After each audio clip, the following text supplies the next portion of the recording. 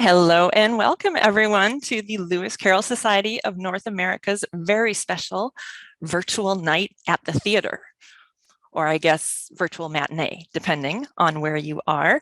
My name is Heather. I am the proud chairwoman of your events committee that brings you these wonderful virtual events every single month. And in fact, that's kind of why this event was a little last minute. This is actually our second virtual event of the month, but the first one wasn't public. Ellie Schaefer Salins carried on her family's legacy by doing a memorial reading at a school, but we couldn't show that to you on Zoom, and being the completist that I am, well, we just had to have a November event for everybody. So I was so lucky that we have representatives from two new Alice in Wonderland musical works. Oh, I'm sorry, Lewis Carroll and Alice in Wonderland, Carrollian, let's say, musical works. Before we get started, let's go over the Zoom controls very quickly. That Q&A is there for you to ask questions of your panelists, and you can submit them as soon as you think of them. I will save them all up, and we're going to have a joint Q&A at the end, and the chat is there for you to talk to each other. Remember to choose everyone from that drop-down menu, otherwise only the host and panelists will see all your very entertaining remarks, I'm sure. All right, let's get going here. Our first presenter is named Piper Distel, and she is part of Penny and Pound Theater Works, and they are putting on a musical called Curiouser next week. I mean, I can't believe she had time to be here, and also her lead actor, Arthur, is here as well. Brief description of the musical: journey down the rabbit hole and meet the mind behind Wonderland in this new bio musical about the extraordinary life of beloved children's author Charles Dodgson. So I cannot wait to hear all about this. Let me tell you about Piper first. Piper J. Distel, she, her, is a 20-year-old multidisciplinary artist and theater educator hailing from Cambridge, Ontario, Canada. She is an active member of the theater community in Southwestern Ontario, having appeared in over 55 productions since 2008. Curiouser is the third musical she has created over 2 years. Busy lady. Everyone, please welcome Piper Distel.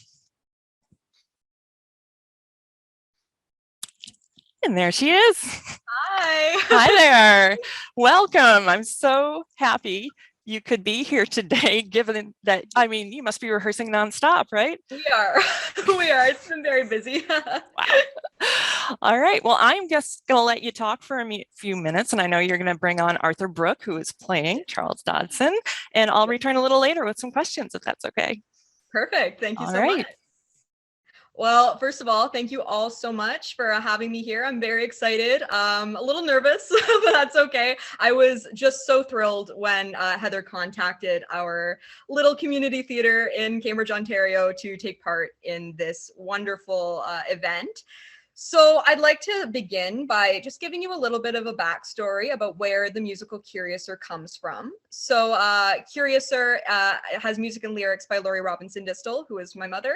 I wrote the book, and the concept is mine, and it has orchestrations by Sabatino Vaca. So Curiouser came to be, as you all know, we've been going through a pretty tough time with the pandemic. In Southern Ontario, we went through quite a few lockdowns, actually. So the last lockdown happened around April of 2021. And that was a time of really intense emotion for me, but also some beautiful self-discovery. So around that time, I discovered that I am actually neurodiverse, which is pretty cool. But also it took a long time. There was a lot of struggling figuring that out for me. So around that time, I was thinking to myself, there isn't a lot of really wonderful neurodivergent representation in media. There's representation for other things, mental health. We're starting to get a lot of really great mental health representation, but neurodivergent representation is still few and far between.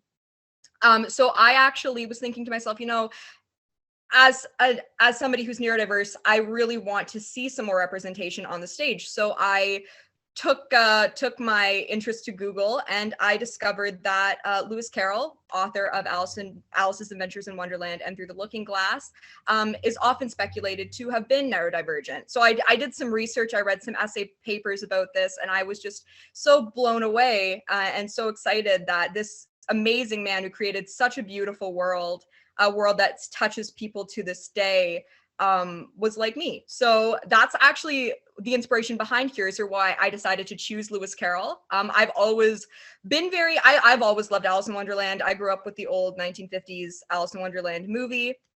I grew up with the books, but I didn't actually know a lot about Lewis Carroll or Charles Dodgson as an artist. You know, I find he tends to kind of hide in the background a little bit. He's not as prominently featured as a lot of other famous authors are. You know, Brothers Grimm, people tend to know more about them. C.S. Lewis, people tend to know a little bit more about him. Charles Dickens, you know, there's a lot of other authors that tend to be more prominently featured. When it comes to Lewis Carroll, it tends to just be his work that's featured. So people will talk about Alice in Wonderland, but they won't actually talk about the man who created it. So we decided to do a bunch of research, and we decided to create this beautiful family-friendly musical to kind of honor the real man behind Wonderland, this amazing man. So the musical spans quite a few years, almost 20 years actually, the musical spans. It begins when Lewis Carroll, or Charles Dodgson, is 12 years old, and his family has just moved from Cheshire to Yorkshire, and he is attending the rugby school. That's the first main event that happens in the musical. And then from there, it spans over, you know, his relationship with the Little family and, you know, Alice Little, who would eventually become the inspiration behind Alice in Wonderland. It explores, you know, his relationship with his father, Archdeacon Charles Dodgson, and his mother, Frances Jane Lutwidge, as well as some other family members. We do talk about his relationship with Lucy Lutwidge, who was his mother's older sister, who came to care for the family after his mother passed away, and his relationship with his uncle, Robert Skeffington, who is a very interesting figure. There's a whole separate story about Robert Skeffington. So if you don't know it already, definitely read up on him, because he's a very intriguing character. But we also really wanted to make this story, although when in Lewis Carroll's day, neurodivergence wasn't actually something that had yet really been discovered. It obviously existed, but it wasn't discovered. We really wanted to make this story not only, you know, it's okay to be different, it's okay to be odd, but we wanted it to be being different and being strange and being curious. It should be celebrated, because look at what this man created, this beautiful, curious world. So the musical, it has 23 songs in it. Currently, we have a cast of 49 people, oldest being 63, youngest being 6.5. We're having a lot of fun putting it together. It's a very colorful story. We want it to be very, very uplifting, to kind of show the spirit of Lewis Carroll. His works are very, very light and uplifting, and just beautiful, like this beautiful, beautiful world that he created. Let me just look at my notes here, see what else I missed. A lot of our research actually came from the book, The Mystery of Lewis Carroll by Jenny Wolfe. If you haven't read that book, it's a fantastic read. She really, you know, goes deep into his family life, what it was like when he was a young boy growing up, his relationship at the rugby school, his relationship with the Little family, his relationship with Christ Church College. A lot of stuff that you're not going to be able to find really a lot on the internet. Plus, I don't, you know, it's a case of don't trust everything you read on the internet as well. I really wanted to find a historian who seemed to know about this man and this person, because we really wanted to respect this artist. And yeah, it's really our goal with Curiouser to do for Lewis Carroll what Finding Neverland did for J.M. Barrie. So we're really excited to put it on. I'm actually gonna hand it over to Arthur G. Brook, who plays Charles Dodgson in the show. He's got a pretty interesting insight as to how he's discovered this character and what he's learned putting Curiouser on.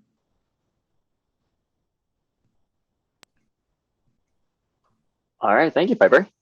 So, hi everyone. My name is Arthur G. Brook, and as Piper said, I am playing Charles Dodgson, or Lewis Carroll, in Curiouser. It has been, I think, one of the most rewarding processes of my career in terms of acting. Piper has many more credits than I do, but this show is phenomenal. And I was brought into the loop with it originally, I believe, as Piper said, in the last lockdown, where I was in another Zoom call with her and her mom, and they said, hey, we're putting on this musical about Lewis Carroll, and if you want, we would like you to play him. And I went, oh, okay, sure. And then I started doing research, and the main thing that drew me into it, as Piper said, is that it was theorized that Charles Dodgson was neurodivergent, and I myself was diagnosed with autism spectrum disorder, ASD, when I was 8. So I went through a lot of the same things that Charles did, albeit in very, very different times. And in doing that, I had a lot of fun trying to figure out the character of Charles versus the character of Lewis, and how that relates to me, and how they are both the same person and also very, very different, because there are unique challenges in playing a historical character where you want to be true to the man as he was, as he walked the earth, lived and breathed, while also making it super fun and entertaining and excitement for an audience. But one of the other things that really drew me to this was getting neurodivergent representation into theater, because not a lot of it is explicit, where you have characters that are like, oh, maybe this character could check off a few boxes, or this character, depending how you play them, could be seen as neurodivergent. The version of Charles and Lewis that I'm playing in the show, for me at least, 100% is on the spectrum. And I like to bring a lot of my own experience into him as I play him, because it makes it easy. For example, in the show, Charles is going to have some mannerisms, like he's going to be twiddling his thumbs, but he's going to have a bit of a sleeve grab, just things that I myself do in real life. And it's been absolutely phenomenal. First off, just getting back to theater after COVID, because that was a whole whole thing. But to be involved in something this big and something this important, because like Piper, I also grew up with the 1950s Alice in Wonderland, to the point where I wore out my VHS watching it over and over again. I was never able to have it like memorized as a kid, but just such iconic characters like the Cheshire Cat and the Queen of Hearts lived rent free in my head. And so now, being 22 years old and interacting with these characters on the stage has been quite literally a dream come true. I've always admired Alice in Wonderland and Lewis Carroll and the stories, and the more I get into the character, the more fun it is. And I think when audiences come to see the show, and they should, it's really going to blow people away, because I've been acting since I was 11, and I can say with 100% certainty that I have not done anything to the level of Curiouser, which is why, with Piper's permission, I think we are able to show something tonight. We have a short overture, a clip, that will demonstrate a few songs from the show, from the opening number with Close Your Eyes and Look, a song called Because You Are My Friend, as well as some showstoppers like Bottoms Up and Grin. So I'm going to share my screen now, and we will get that going for you all.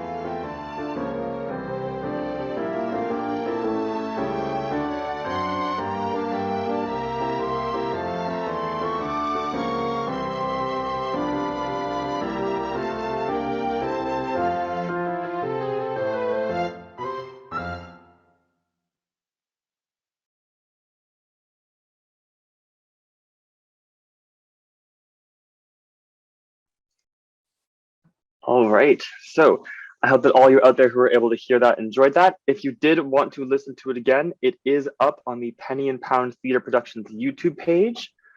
With that in mind, I don't think I have anything else to add other than, like I said, being involved in Curiouser has been amazing. It's a dream come true. And I'm very, very excited and grateful to Penny and Pound and Piper for the opportunity. And that's all I have to say. So thank you for having me. Excellent. And you know what, you can keep your camera on for a moment there. And Piper, why don't you come on back? I wanted to share, I know we do get some kids watching these presentations. My best friend always makes her kids watch, but I wanted to give a definition of neurodivergent because they may not know. And Piper, you can correct me and let me know if this is oversimplifying it because I'm literally reading it the first first few sentences of Wikipedia. Neurodiversity refers to variation in the human brain regarding sociability, learning, attention, mood, and other mental functions in a non-pathological sense. What do you think of that definition? That's great. That's how I would describe it. Right. It's complicated for some people. It's not as complicated for other people. I myself am mild. Arthur as well correct me if I'm wrong, Arthur, but is more mild. But yeah, it's definitely something that I've been dealing with my whole life, and it's so good to know that I'm not alone, and that there are other people from history who were just like me. They say the same thing about Hans Christian Andersen. They say the same thing about Wolfgang Amadeus Mozart. It's really nice to know that there are other people who are like you.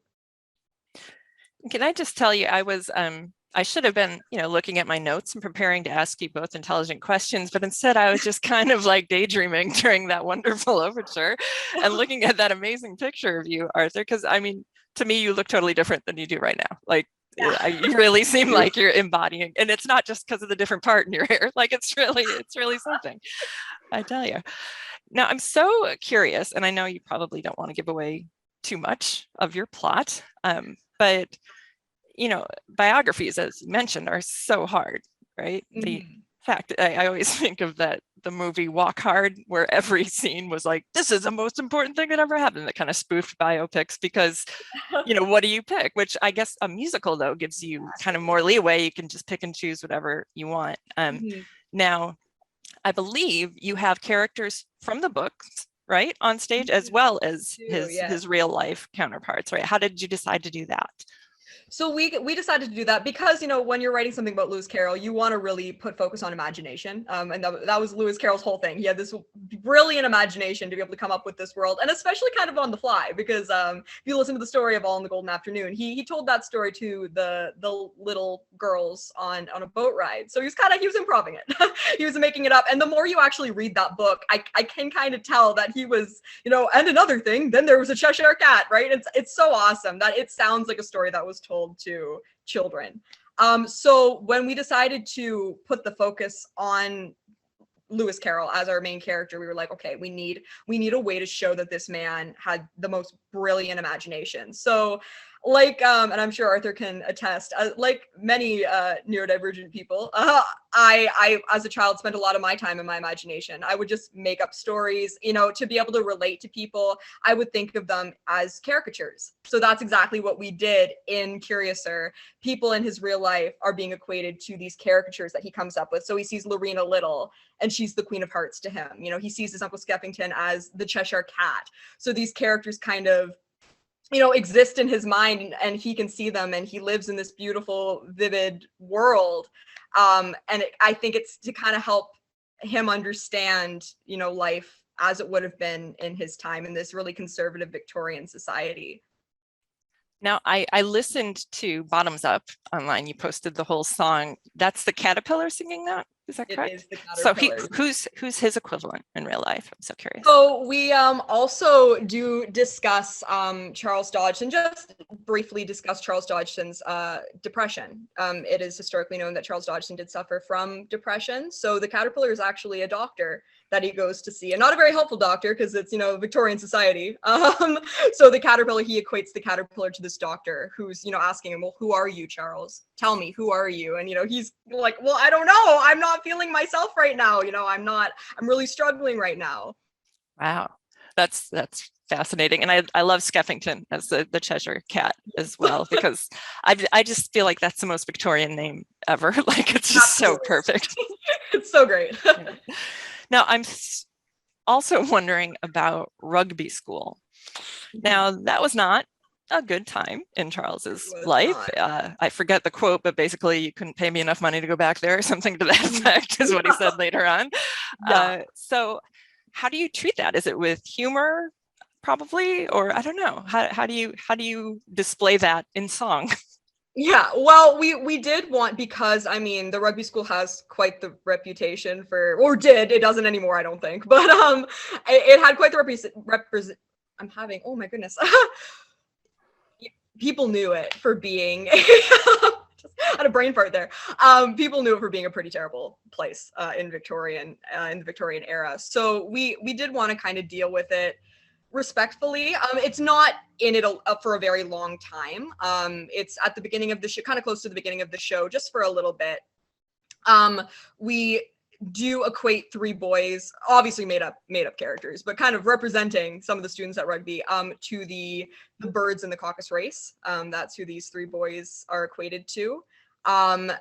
And, you know, at that time, the way we've dealt with the scene is it starts out kind of comical, you know, we're poking fun at this kid. And then it does get a little bit darker when they begin to kind of tease him for his stammer. And that leads into a song called The Ocean of Tears. And that's when Charles realizes that he's not like anyone else. And he's like, you know, people didn't mind me at home. Like nobody thought I was strange at home. Why are they being so cruel to me? I'm going to actually hand this over to Arthur for a second, because Arthur has some very interesting insight on that scene, The Ocean of Tears. So I'll let you kind of discuss this. Absolutely, yeah. So as Piper said, Ocean of Tears is the song towards the end of the rugby school segment where Charles is getting picked on for his stammer and all the kids are bullying him.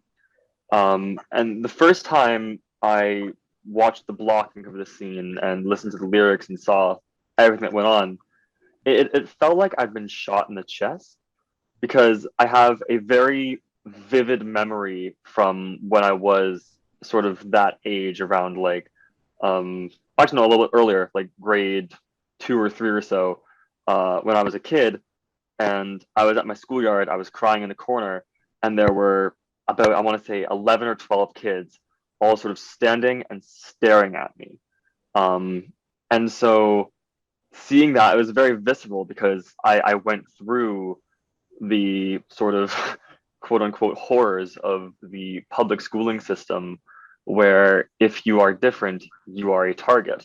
And so I always I wince just a teeny little bit watching what goes on in the rugby school segments, because it's flinchingly accurate to what it was like being neurodivergent and autistic in a school system where kids were mean.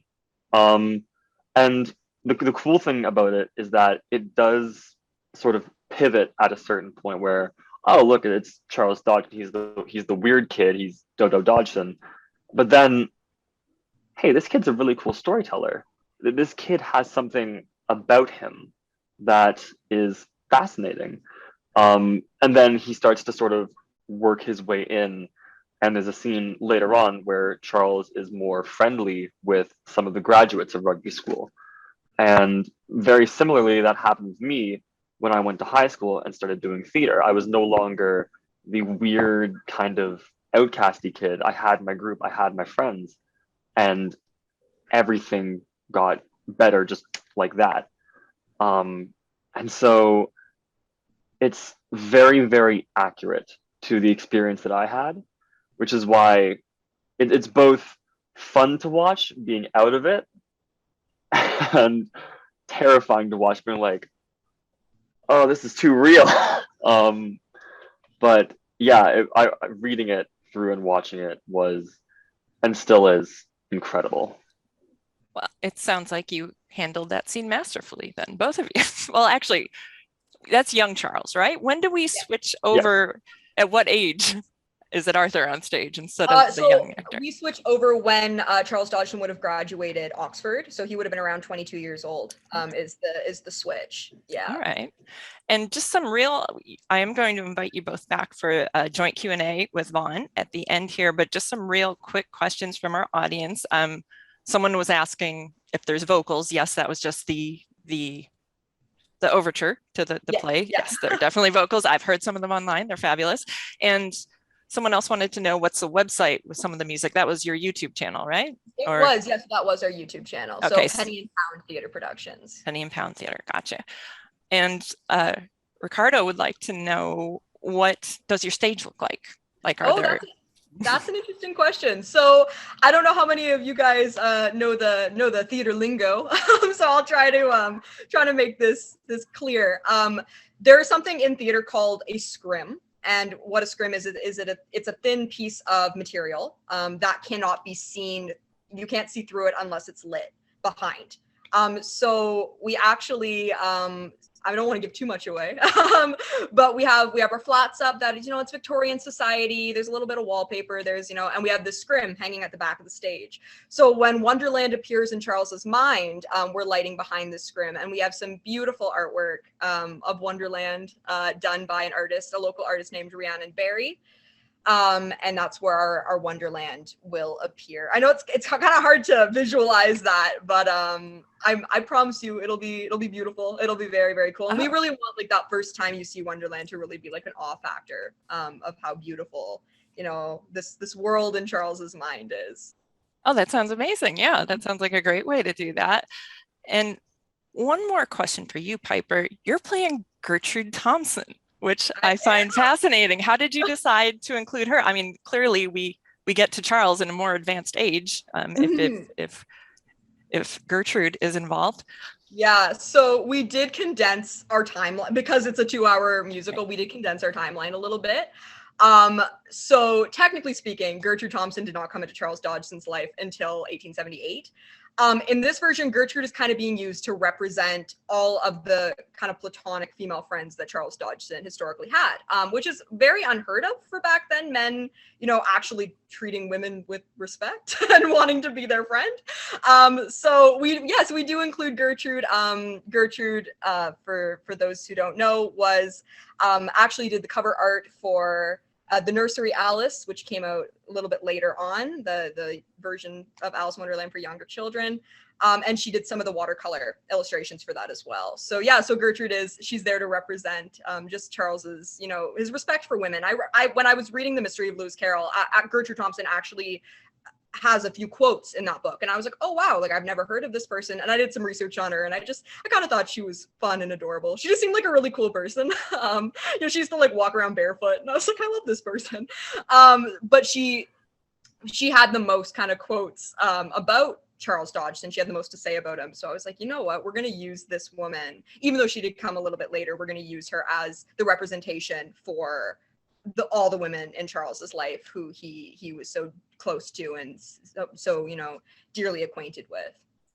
Hey, it's your art. That's why they call it artistic license. Do whatever you want, right? Have as many amalgams as you want. Absolutely. All right. So I am going to introduce our next guest now, but you two stay close by because I do want you to come back for a joint Q&A because I can't wait for you to talk to Vaughan and for him to talk to you about your respective works. It should be really interesting. And yeah, we'll see you in just a little bit. All right. Thank you so much. And everyone, our next guest is Vaughan Burton, and he just premiered a rock opera in concert form at the West Windsor Arts Council in New Jersey. It was a benefit concert, and it's called Croquet, and it's of course based on Alice's Adventures in Wonderland, and also features the Jabberwock story from Through the Looking Glass. And I'll just tell you a little bit about Vaughan. Vaughan is a founding member of rock bands Dream of Maya and Hall of Mirrors. He is the composer and lyricist of Croquet, which is inspired by Alice's Adventures in Wonderland. He has recorded with Albert Bouchard of Blue Oyster Cult, Spirits Burning, and Michael Moorcock. And he has also collaborated with acclaimed singers, composers Lily Frost and Steve Fields. He has played in support of Blood, Sweat, and Tears, Tom Brislin, who is the keyboardist for Kansas, Spiraling, Yes, Renaissance, Meatloaf, Debbie Harry and Camel, and Trisha Yearwood. Additional recording credits include releases by Joss and 8 Eyes. That was all one group, wasn't it? Joss and 8 Eyes. I apologize. Welcome, Vaughan. Hi. Hi, how are you doing, Heather? I am doing great. Thank you so much for being here today. I kind of short notice. I was so excited. Thanksgiving week. So why don't you tell us a little bit about your inspiration for writing this, kind of how long you've been into Lewis Carroll and or Alice in Wonderland? Did it start when you were a kid? And yeah, then I'll ask you a few questions about it. Okay, yeah, I first read Alice back in circa '94. And it was actually my mom who bought it back in the 90s or late 80s. And and my parents have been kind of inspirational as far as the music goes too. They're into Ray Charles a lot, and they're into a lot of the blues. And what was then called R&B back in the day was I guess more like the Ray Charles kind of thing. So their music has influenced me too. And my brothers as well. That's where I got to know progressive rock from him. But I just love the story, and I was intrigued by it when my mom bought it, and eventually I got around to reading it when I was living in Kansas City area. And, so were you introduced to the story? Like, had you seen the Disney movie or anything before reading the actual book, I assume? I saw it as a kid. Yeah. And I still think it's a fantastic production. I think the Disney movies are great. I really do. And as far as Croquet goes, I essentially kind of wanted to make Alice into a drama, and but to try not to lose the levity and the humor. So I wanted to include a couple of things in there, but there are some. It's a little. I wanted a theme to sort of emerge as I wrote it, and I kind of, the theme that sort of came out was that I wanted to talk about how reality and fantasy each have their peaks and pitfalls, and how Alice starts off wanting to go into her fantasy, and then eventually it becomes commonplace and she wants to go home. And so the idea that reality and fantasy are really not that different. And that's kind of what I wanted to talk about. That's the main theme. I also wanted to mention, I wanted to dispel the long time perpetuated myth that Lewis Carroll was chemically inspired when he wrote the story, because from what I've read, and I've read many things about that sort of thing, that there's really not any evidence to show that he was, apart from just things that everyone took at the time. And so, and he was also a deacon. And so I also sort of wanted to make a little bit of a journey of faith, a little bit of a coming of age story. And the song Drink Me is a little bit about, there's a little bit of an undertone about addiction and temptation in that song. So those are kind of the themes that sort of emerge from it. Well, I'm sure this crew here watching appreciates your helping to spread the word, because that is, when people hear that you're really into Lewis Carroll or you're a member of the Lewis Carroll Society of North America, pretty much the first question is, oh, he was on drugs, right? And so, right. Yes, we're constantly trying to dispel. I tell people that it helps you when you're reading the book, that caterpillar, whatever you want, can be in his hookah, you know, it's up to you. It's the eye of the beholder, but in real life, yeah, there was nothing funny in the hookah. So I was wondering how the concert came about. And it's so funny. Everyone who was at our fall meeting last month saw Mike Batt talking about Hunting of the Snark, and your origins were kind of similar. Mike started his rock opera as a concert, and it was eventually staged in the West End. And so you started off just doing it as a concert, as a benefit, correct? That's right. So how did that come about? I was a volunteer at the West Windsor Arts Center for a while, and I was thinking about different venues to present it, in which to present it, and it was one of the early ones that I thought of, along with the 1867 Sanctuary in Ewing, New Jersey. those were two of the places that I thought about. Cecilia, whom I worked with, who eventually played Alice in Croquet, she had performed at the Sanctuary a number of times, and she suggested that that place is a possibility too. And ultimately, we went to the West Windsor Arts Council, and I was really happy to do it as a benefit. That's the way I really wanted to do it. Because it's not really a commercial venture. I wanted it to just be in the right place. I wanted to premiere it in a place where I didn't want to do it in a bar. And I wanted to do it where people were listening. And although I'm not, I'm certainly open to the idea of making it more theatrical in the future. I kind of wanted to start it as a concert and just make it in its purest form, and let people sort of put their own images to the music. Well, I guess Drink Me would take on a whole new meaning at the bar. People would get a lot of glasses clinking to that song. Indeed, and the theme of the song would fit in pretty well there too. And so actually, oh, and you know what? Just in the last few minute or so when you were talking, you faded out just a little bit. So maybe if you want to move just a little closer to your microphone, that would be great. Sure. I mean, I could still make out the words, but you just faded out a little bit. Okay. And sorry, it is better. Yes. Thanks. Okay. I'm a little all over the place here. I actually wanted to go back. Now you talked about the main theme is fantasy versus reality, but you also told me ahead of time about what croquet means to you, specifically the Queen's Croquet ground, and what that represents to you, which I found fascinating. Oh, well, thanks. And I don't know if it's original. But I did kind of think of it when I was reading the story.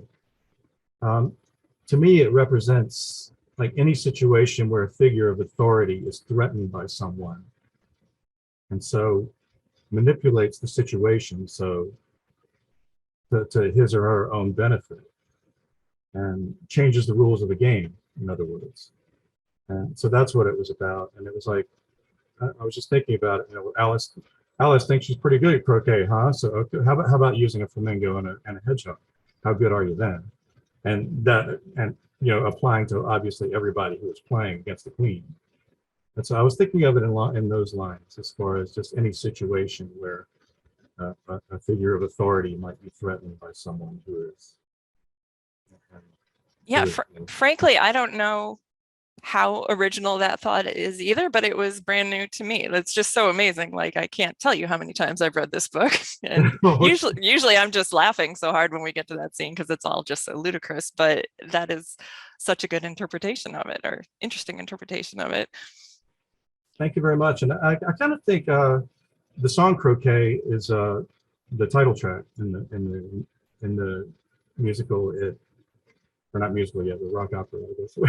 Sometime, maybe it'll be a musical someday, but it's the title track is sort of an editorial cartoon type of humor, I guess, as far as that goes. And then I guess that We're All Mad Here is another track from there. And that one is more zany and kind of just Mad Hatter kind of fun. But it's, the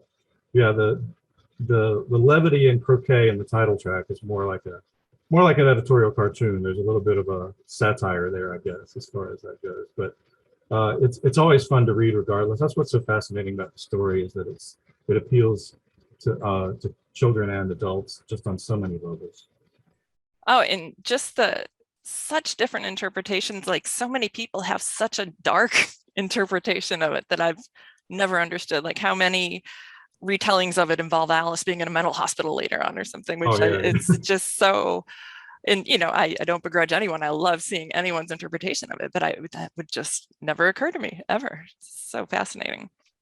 Yeah, I did kind of expand on the end where her sister is imagining Alice in the future growing up. And so the last few songs are Alice in adulthood. Oh, wow. And so and she's sort of struggling with this idea of fantasy and trying to find a healthy way to revisit it. That I feel like the last page of the book doesn't get enough credit, because that always chokes me up. So that's very exciting that you have Alice as an adult, and actually, well, not the real Alice, but Alice Little, who inspired it. You see some pictures of her in her 20s. She's looking pretty dour. Oh yeah. Doesn't look like she's enjoying the reality life versus fantasy life one bit. Although I guess in Victorian photos, to be fair, you didn't usually have a big grin on your face because it was hard to hold for sure. That is true. Now, Vaughan, I see some instruments behind you, or at least one. Did you think maybe you could possibly favor us with a song from? Well, I could definitely play for you. I'll be happy to, and that would be great. I was going to do the title track. I was thinking about that. And, so that one's called Croquet. That sounds great. And everyone, you will be hearing another song from this work as well, because anyone who tuned in last month, I love a montage. And I heard the song Drink Me and I thought, I bet I could make a really cool montage to this. And that's what I spent today doing instead of, preparing intelligent questions and things like that. So yeah, a little later on, you will hear a second song from it, but we are going to hear Croquet live right now. Yeah, it's just a coincidence that it has the same title as the show. And it's just sheer luck. Now, okay, I'll do that for you. And by the way, I just wanted to say that I wish I were in Canada. I would go see Curious. It sounds really good. It does, yeah. And I know a few people watching right now are going to see it next week. They already have tickets. So yes, I'm very jealous. I'm looking forward to the joint Q&A in a little bit. So. Excellent. Okay, so here we go.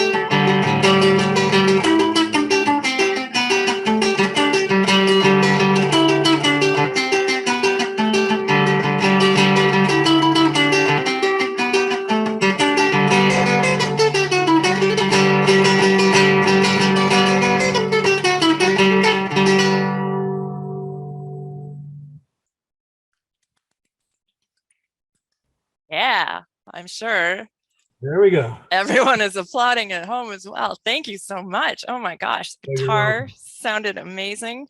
Well, thank you. And would you I mind? hope it was all right. Oh yeah, no, I mean, honestly, unfortunately, of course, over Zoom is not the best way to watch anything. Like we've certainly tried all year during the pandemic. We would watch movies together in this group and things like that. And it's certainly not ideal, but your guitar sounded beautiful, your vocals sounded great. And with your permission, you sent me the program. And does that have all the lyrics to the songs? It Or does, yeah, it has all of them. would you mind if I post that on our social media channels after this Not so at that all. people, yeah, in case they miss some of the lyrics there, they can read them later That on. would be fabulous, yeah. Oh, I'd enjoy that. excellent. Now, before I play Drink Me, is there anything else you wanted to share about Croquet, maybe some of the musicians who worked on it or anything like that? Sure, I'll just mention that the crew who performed live with me, the keyboards, Paul Hunneman, a friend of mine from North Carolina who flew up to play in the show, and Jeff Espenshade on bass. He was considering being here tonight, but he was unable to. He's a teacher, and he's a little backed up with his schoolwork that he has to prepare for next week. And then Cecilia Tepping was the featured vocalist who played Alice, and she was really wanting to be here, but unfortunately she's in Long Island for Thanksgiving, so she wasn't able to join me either. And Jeff's son, Sebastian Espenshade, also played bass, and while he was doing that, Jeff was playing the 12 string. And Jeff also played bass pedals in the show, and moving up. And are those people you've worked with over and over again, music industry veterans such as yourselves? Yeah, I had, and Ben Kaplan, of course, on drums. Yeah, Ben Kaplan was the percussionist, and he and I had been friends and colleagues for a long time too. And I'd been working for with all of them for a long time, with the exception of Cecilia. I'd known her a long time, but we just now got to work together.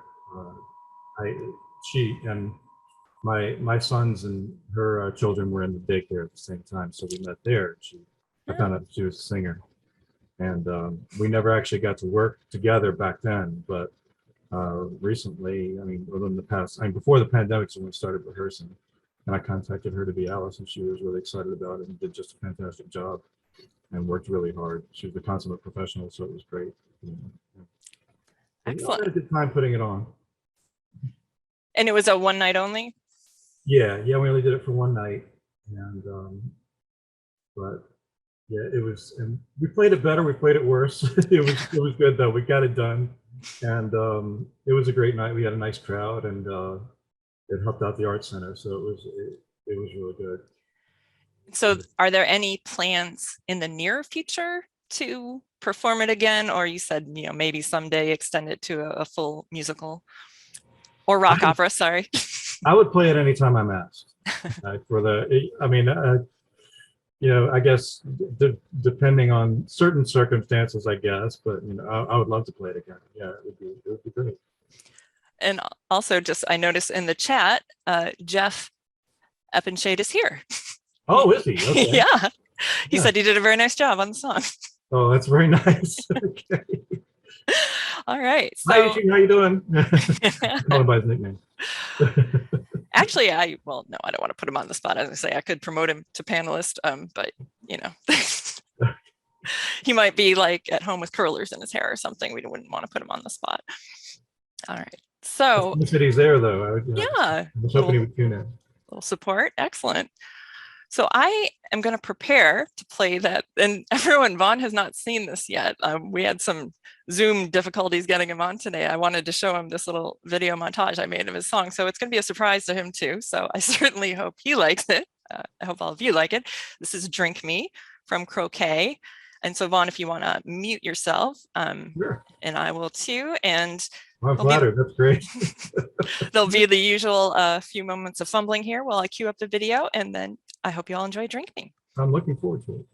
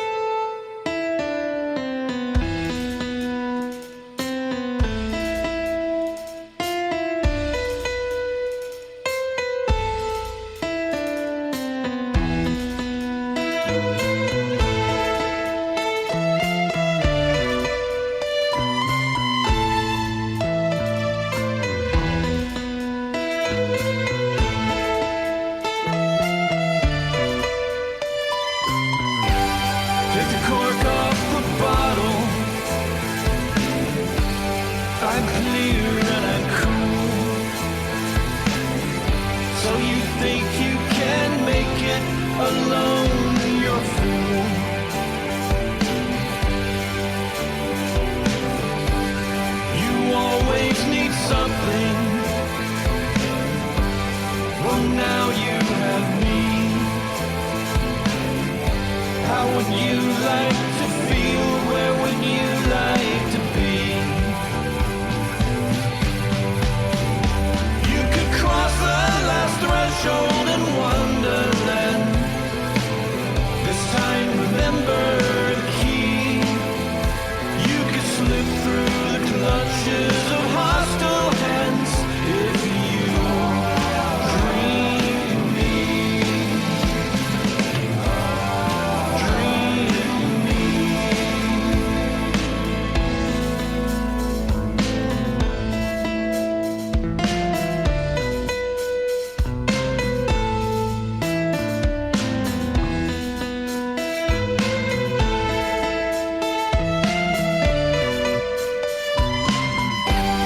Are you frightened by shadows? Are you scared of the sun? Do you fear everything or just everyone?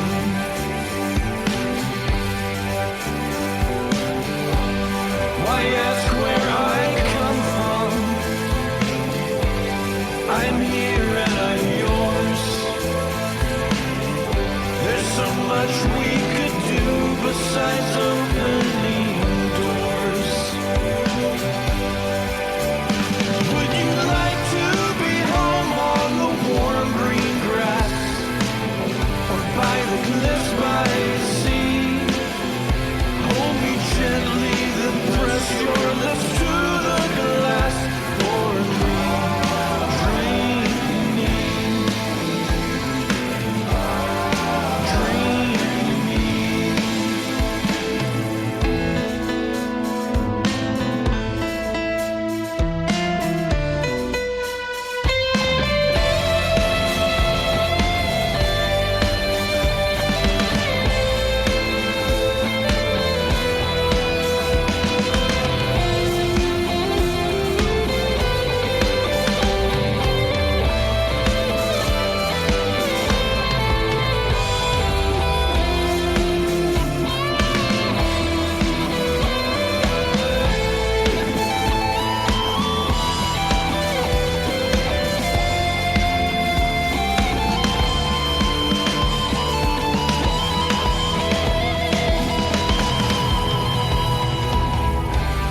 You think I'm a stranger? I understand you're unsure. Yes, your body will change, but your heart remains pure. You could stand on the roses and paint them red, unheard, unseen by the queen. You could climb safely while hanging by a thread. You could cross the thin ice upon which you tread. Even laugh as the blade strikes above your head. If you dream me. Dream me. You must dream me. You will dream me.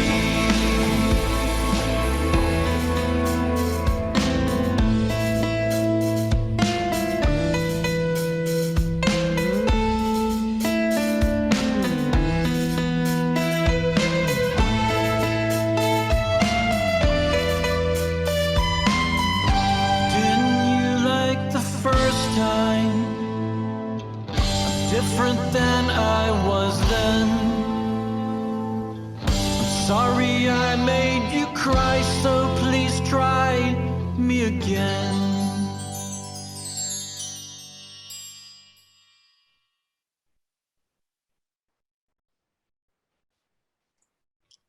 All right.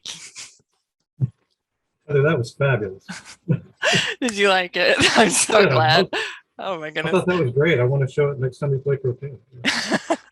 Yeah, Like, copy of please. it? Absolutely. And honestly, I was literally doing that up to the moment I was meeting you presenters today. So I didn't I noticed I didn't do the transitions at the end there. So I'll punch it up a little before I send it to you for sure. But I'm so glad you liked it. Yeah, I really did. That was fantastic. All right. I really did like it. And I Just to mention that that if there are any Blue Oyster Cult fans out there, that was none other than Abu Bashar playing drums nice. and doing backing vocals on it. So, Oh wow. Oh, I didn't know about the backing vocals. That's great. yeah, that was him and Paul Hammond playing bass, and Lisa Miller, who used to be in a band. She's Lisa Miller Armstrong now. But we used to be in a band together, and she lives a little bit far away, so she's not playing with us regularly. But she came down and recorded the violin part. Excellent. All right. Well, I'm going to invite Piper and Arthur to come on back here, and I see there's some questions in the Q&A, and everybody please go ahead and submit them there. Try not to put them in the chat because I usually miss them over there. Piper, hi, Arthur. Let me change it. Hello. There we go. Hey. All right. So first of all, I always like to start with like Piper and Arthur. Do you have any questions for Vaughan? Vaughan, do you have any questions for Piper and Arthur? I think I could probably raise my hand real quick. Excellent. I loved both of those songs. First off, you play guitar better than I ever will, so amazing. And just Arthur, I love. I'd love to see your show. Thank you. Is there a way? You really look like you really are well cast for Dodgson. You really are. Thank you. You really are. Or better hair and makeup on the actual show day. He's got the hair part. What I was wondering, is there any way to hear some of the other songs that you have as part of your rock opera? Because I've heard two and I want to hear more. That's right. And I'd love to hear more of your musical too. I enjoyed the overture there. That was fantastic. Thank you. Thank you. Currently, I don't have any. You can go to my SoundCloud page and listen to all the demos. Oh, cool. That Okay. counts. If you go to my Facebook page, it's there's a link to my SoundCloud page. If you just Vaughan Burton SoundCloud and just look for the Vaughan Burton on SoundCloud that has a bunch of Croquet stuff. That's good. And then there are a lot of the original demos there, but they're not really completely fleshed out. And only one of them has Cecilia singing on it, so, and she does a fabulous job in the vocals. We can say that we knew you when, right? Okay, well, same here. Same here. I just had the fun thought of what if they go and search Vaughan Burton on SoundCloud, and there's a different one who's done a Through the Looking Glass musical. Oh yeah, that's true. Wouldn't that be something? That's a nightmare every writer has. All right, let me look actually for Vaughan.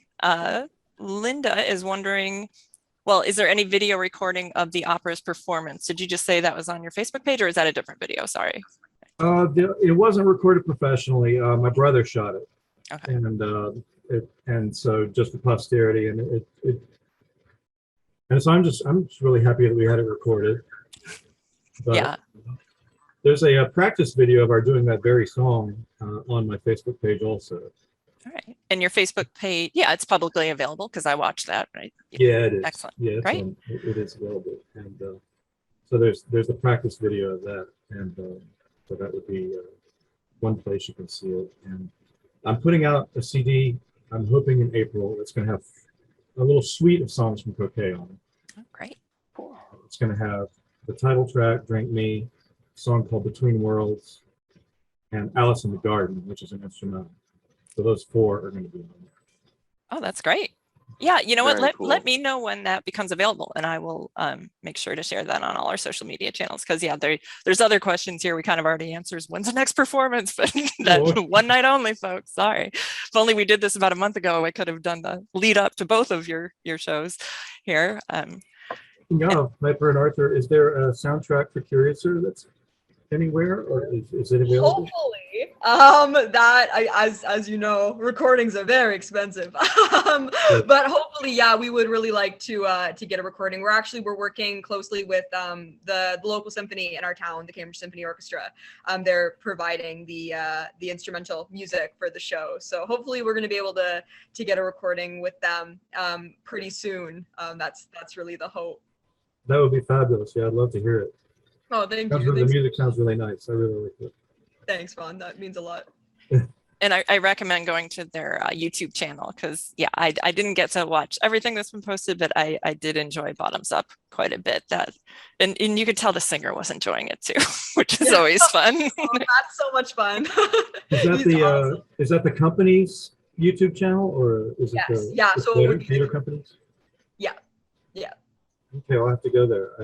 That sounds great. Yeah, Awesome. and I will post these to all our social media channels, and then all of them. There's so many, but yeah, at least to Instagram, Twitter, and Facebook. So the links to your YouTube channel and Vaughan's SoundCloud, definitely. Amazing, thank you. Yeah, everyone is, like almost all these comments are just like, oh, I want to see both shows. Here's an actual question. This goes in the Northeast. We do have an actual question. This is for Piper and Arthur. If you weren't playing Gertrude or Charles, who would you want to play? Who would be your runner-up in Curiouser? Oh goodness. Going by like gender isn't a thing. I would love to play the role of Reverend Dodgson. So Charles's father. He's a pretty complicated part. The fellow we have playing him, John Settle, is absolutely amazing veteran actor. He's just really so likable in the role. A role that could very easily, and we wanted to be respectful of the real Archdeacon Dodgson. But a role that could very easily be a little harsh. He's just doing such a lovely job being so likable and just really playing the tired parent really, really well. So I think that would probably be mine. I don't know, Arthur, what about you? I've had this question answered since day one, because on the Penny and Pound YouTube channel, there is a recording of, as we just mentioned, a gentleman named Matt Lindau, who is doing the song Bottoms Up. And that song is my favorite song in the show. And to this day, I love Charles. I love Lewis Carroll. I would trade places in a heartbeat because the song is amazing. He plays it so well, and it's such such a fun, bouncy song. And he and I interact a lot in the choreo for that particular song, and it is easily one of the best times I have every time we rehearse, and I know the audience is going to love that song. And I will very most likely use that song for auditions in future shows with other companies because it's just fun. It's a fun role to play, and I would love to step into those shoes someday, even though I'm, to be clear, loving Charles. Thank you, Piper. But the Caterpillar is amazing. I feel like a lesser man would have said you'd like to play one of the bullies, maybe get exorcise some demons there. So I respect you for not even considering that. Well, Matt, correct me if I'm wrong, Piper, the Matt also plays one of the graduates as well. Does. So he is in a split role. He is in a split role. So he does play one of the regular boys. He's such a fantastic character actor. Like you wouldn't be able to tell it was the same person in Act 1 and Act 2. He's absolutely amazing. So do the two of you like theater best? Would you be interested in working in films as well, or do you particularly like the live event of the theater? Ooh, that's a good question. For me personally, I'm a theater girl through and through. With COVID actually taught me that, I was in a show during COVID, which was a recorded musical, a 2-person musical called Daddy Long Legs, which definitely check out. It's a beautiful musical by Paul Gordon and John Caird.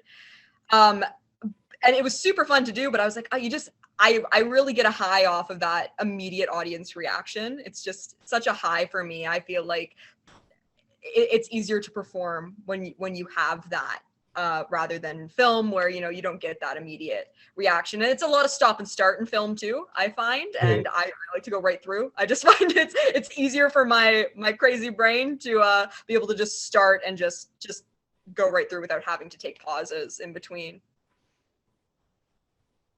Yeah, what's that saying? Hurry up and wait on film sets is what goes on a lot, I believe. And Arthur, do you feel the same way? You prefer that immediate gratification?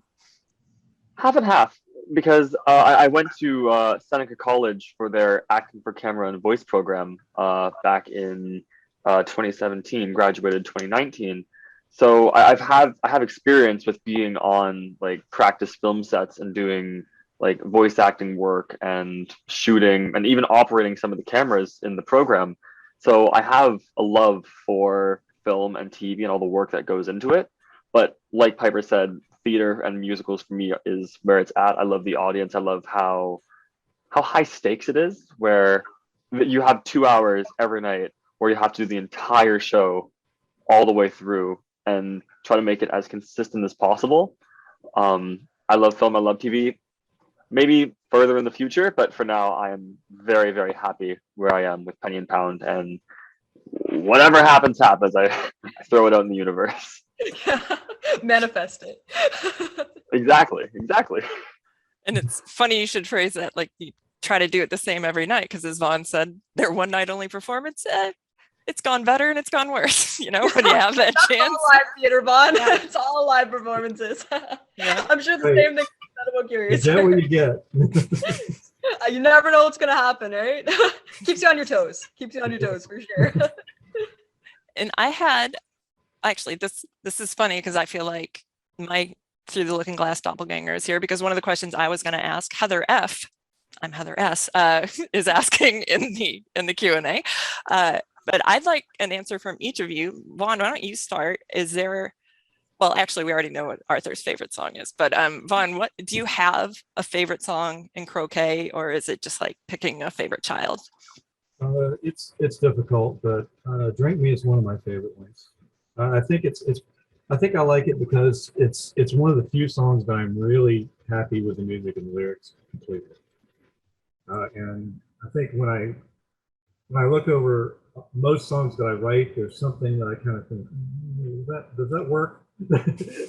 And I almost feel like I'm settling in one little area of the song or something like that. It's just it's not that I'm not satisfied with it, but that particular song, I just like the way it came out, and I like the lyrics are pretty much the way I wanted them to be as far as getting across what I wanted to.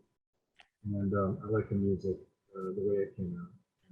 And I hope everybody else does too, but it's just a personal thing. I thought that's one of them. And that might be all the ones Cecilia sent are great. I Hardly Know Me, she does a great job in that. And that's the song where she's talking to the caterpillar. And Croquet is a little bit interesting in that it doesn't have some of the characters actually in it. Like that song, you don't have to hear the caterpillar; she's just talking. Ah, And so it's just Alice sort of spilling her guts. And so so in the program, I sort of reluctantly put what was supposed to be going on. I'm a huge Pink Floyd fan, so I like things to sort of. I wrote it initially just to sort of drift and kind of float in and out. But I thought, for the performance, I better put who was doing what. don't want to leave too much to their imaginations, I guess. Yeah, that was going to be my follow-up question. Is that common with you, that when you finish a song, there's something that you're like, ooh, I just don't know, but it sounds like it is. You need a Lennon to your McCartney. You need someone there telling you, no, the movement you need is on your shoulder. Keep that part. Anyway. Great, yeah. So Arthur, we know you want Bottoms Up as your favorite song, right? Yeah. All right. And how Yeah, about you? absolutely. How about you, Piper? Do you have a favorite, or is it too hard to choose? I do. So I didn't write the music for this show, so I kind of have an audience perspective on the music. My mother wrote the music. So for me personally, like when it comes to my book, like you said, you read things and you're like, oh, well, I could have done that better or whatever. Like I'm a critic of my own work, but I can look at my mother's music and be like, this is great. So there's a moment, I love a lot of, they're all my children. But there's a moment in the show near the end of the show. I don't want to give too much away because I saw that there's some people who had bought tickets, which thank you for supporting our show. But there's a moment near the end of the show where Charles and his father kind of reconcile their relationship a little bit. And it's the introduction of the character of the White Knight. And there's a song called Never Be Gone, which is sung by the White Knight and the White Queen. And it's just it's a very beautiful moment. The performers in this scene just do such a beautiful job performing the song. We have Scott Mountain and Megan Friesen, who are both incredible vocalists, and then John Settle, who plays the Reverend, and Arthur doing this little reconciliation scene. And we've put a lot of verse from the book into the dialogue. So there's a line in the show where it's, "I've seen you safe to the edge of the wood, Charles," that the Reverend says, "That's the end of my move." And it's just kind of him saying, "You know what, kid, you've done a good job. Despite all I've said to you in the past, despite my frustration with you as a person, you've done good." And it's just, it really speaks to me, that moment, because I kind of had a complicated relationship with my father as well, who unfortunately passed away a few years ago. So it's a moment that really kind of gets me, just like Ocean of Tears gets Arthur. That's kind of mine. And like the music is just so beautiful. And you know, my mother's music and lyrics and Sabatino Vaca's orchestrations are just very, very gorgeous. And do you ever, are you a songwriter, or do you always partner with your mother or another musician, or how does that work? I always partner with my mother. We're a team, Distel and Distel. I'm not a songwriter myself. I am a singer, but I don't have the music theory to be a songwriter. Unfortunately, I'll stick to scripts. That's where I'm happy. So. Well, it sounds, if you've done 3 musicals in the last 2 years, it sounds like a pretty prolific partnership. Oh my goodness. we like to put them out for sure. Oh, wow. All right, we are coming on hour and 20 minutes here. I want to thank you so much for being here today. This is such short notice, and I'm very excited because we got a good turnout. I wasn't sure. I called it a pop-up event to make it seem like it was on purpose. It was last minute, but we topped out at about 40 people on the Zoom here, and another dozen or so watching on Facebook. And this will be put on our YouTube channel fairly soon, and we'll spread the word about that. And I did want to just remind everyone before we say goodbye, our final virtual event of the year for the Lewis Carroll Society of North America is next Saturday, a week from tomorrow, and it's a Carrollian show and tell called I Made This. So our members are going to show us some of their own creations. I don't even know what we're seeing yet. I've gotten some responses yet, but I haven't read through them. So it could be a poem, it could be needlework, it could be showing us their home decor, how they decorated a whole room in Wonderland, who knows. So that'll be fun. And we are not doing a social hour today, everybody, because there will be one next week, and that'll be the last one of the year until 2022. So Vaughan Burton, thank you so much for being here. Arthur Brook, Piper Distel, I said it right? Rhymes with thistle, kind of. Yeah, it rhymes with thistle. Thank you very much. Yeah, and yeah, I know our members enjoyed this so much, and even more people are gonna get to hear about it when it's on our YouTube channel. So Awesome. Thank you so much. And everyone else, I will see you all next week, although you guys you're welcome as well. Our events are free and open. If I'm still alive after the show, I will. That's true. Yeah, you maybe not. Welcome to the premiere, Piper, Arthur. Take care. Good luck. Thanks, Vaughan. Thank you so much. Your music's amazing. I want to hear more. Thank you. Wonderful to meet you. Thank you very much. All right. Thanks, everybody. Bye. Bye-bye. Okay, thank you, Heather. Thanks.